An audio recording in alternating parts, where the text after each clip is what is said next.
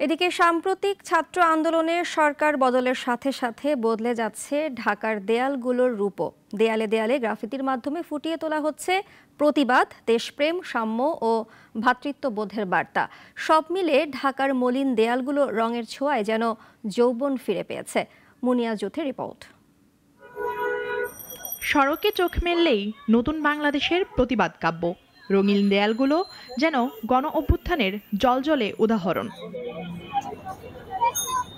শিক্ষা প্রতিষ্ঠান সহ বহু ভবনের দেয়াল, সীমানা প্রাচীর, সড়ক দ্বীপ, মেট্রো রেলের স্তম্ভ, উড়াল সড়কের স্তম্ভে গ্রাফিতি আঁকছেন শত শত শিক্ষার্থী।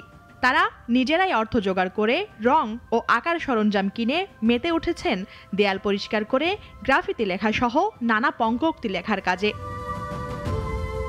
এসব গ্রাফিতিতে অভ্যুত্থানে প্রাণ হারানো ব্যক্তিদের প্রতিকৃতি ও তাদের প্রতি শ্রদ্ধার পাশাপাশি উঠে এসেছে সাম্প্রদায়িক সম্প্রীতি, সমাজের রাষ্ট্রের সংস্কার, ঘুষ দুর্নীতি বন্ধ করা, স্বৈরতন্ত্রের অবসান, বাক স্বাধীনতা, সম অধিকার থেকে শুরু করে সব রকমের অন্যায় অবিচারের বিরুদ্ধে ক্ষোভ আর প্রতিরোধের অগ্নিময় উক্তি।